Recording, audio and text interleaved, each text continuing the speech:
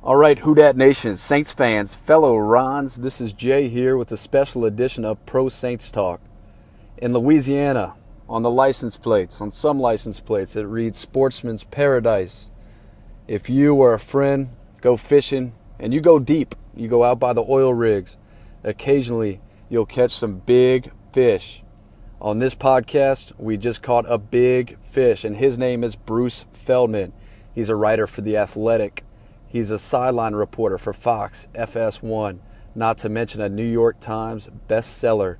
When I say this guy is the most knowledgeable man on the planet about college football, it is not hyperbole. You want to listen to this 10 minutes as we break down college football landscape, the LSU Tigers, and even talk a little bit about Saints running back Alvin Kamara. Check it out. Look at it. Uptown people like, yeah, yeah, yeah. People up in Gretna like, yeah, yeah, yeah.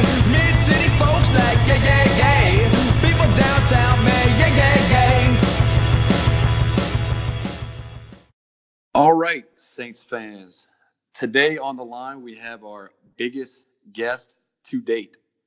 He is a reporter for Fox Sports, FS1. He's a writer for The Athletic, not to mention a New York Times best-selling author. You probably heard of a few of his books, The Making of Modern Quarterbacks, and also Meat Market. One of the nicest guys in the profession, a personal story. I was at the AFCA college convention when I worked for Army. Just a lowly director of player personnel. I met Bruce and we chatted in the hallway there at the convention center for about 30 minutes. And he's nice enough to join us today. Bruce, thanks for coming on.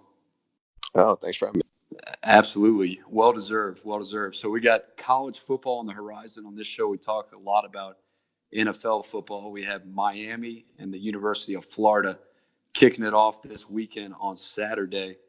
Bruce, nobody knows the sport like you. What storylines in particular are you interested in with the 2019 season right around the corner? Well, what I want to see what Justin Fields can do in Ryan Day's system. I think that's a big point. Certainly, people are going to point to what the bounce back is going to be like for Nick Saban. A large overhaul on that staff, but he's still got Tua and a loaded group of receivers. I mean, will it be a Clemson, Alabama redo all again? We've seen this plenty of times now. And then I think, one of the other interesting subplots to me is what does it look like at Michigan? Jim Harbaugh made a really bold gamble by tabbing a first-time offensive coordinator, Josh Gaddis. Never been a play caller. He's a protege of Joe Moorhead. They worked together at Penn State, and Gaddis was on Nick Saban's staff last year. I did a big story on him for The Athletic. Everybody who's ever worked with him gushes about Josh Gaddis. But Michigan finished last year with a thud, and I think the expectations are really high. And it's, like I said, it's bold to hire somebody as an offensive coordinator who's never been that, and to do it, without even an interview. I mean, basically, Harbaugh went with what he'd heard from people who he trusts about Gaddis, and let's see how it works out. It seems like Harbaugh, that's kind of the way he operates. If he gets a good feeling on somebody, he'll pull the trigger. Doesn't necessarily have to give it much thought, and it's been successful for him. So, yeah, like you said, he's definitely rolling the dice there at offensive coordinator, and it could be a good gamble for him. So we'll see from Ann Arbor. You mentioned Clemson and Alabama, and they've been there, the last 5 years. Who is a dark horse to win it all this year? And this might be a good segue to our Bayou Bengals in Baton Rouge. Yeah, I don't know if they're that big of a dark horse. If people have them in the preseason polls at 6 or 7, but I went down there in the spring. They're really talented. I really like Joe Burrow. I love the hire of Joe Brady coming from the Saints. He's another Joe Moorhead disciple. And I think, and look, college football fans have heard this before about LSU shaking up the offense. But I genuinely believe that it's going to be different this time. They got plenty of talent on defense. Now they have a huge game week 2 at Texas. I think if they can get by that, then obviously I don't want to say it's a 2-game schedule because they're in the SEC West, but they have an Alabama problem. And last year, Alabama blew them out at home. I mean, is the offense can be better statistically, and it can be a lot better. But the reality is, until their offense goes against Alabama and really can get into a game where they don't have to win a game 9-6 or 14-10. I mean, when Clemson's beating Alabama, they're beating them because the defense coordinator can be aggressive, and they are not afraid that, oh God, if we give up 10 points, we're never going to be able to win this game. And I think LSU has got to get to this point, certainly when it's in Tuscaloosa as it is this year, where they have enough confidence in their offense, and I'm talking both sides of the ball, where they can play a little looser and feel like they can win a game 28-24, or heaven forbid for them, 38-30, 35. I mean, that's a long way from where LSU has been the last, 7 or 8 years, but that's where they got to get it to. So you talked about Alabama and LSU and what LSU has to do to get over that hump. It seems like Ed Ogeron and company have done a great job in recruiting and getting the star power to campus. Is this the year where you see that paying dividends on the field? Do you think that gap has not only narrowed in recruiting, but also on the field? I do think it is. Now they got to stay healthy. They need Joe Burrow to stay healthy. But certainly when you look at, the 2 running backs they brought in were huge gets. And I had to go with Clyde Edwards-Helaire, who I've heard is maybe the most improved player in that program. You look at Apu Ika in the middle of the defense, along with Tyler Shelvin. Those guys can be difference makers. And certainly, we know how great Grant Delpit is.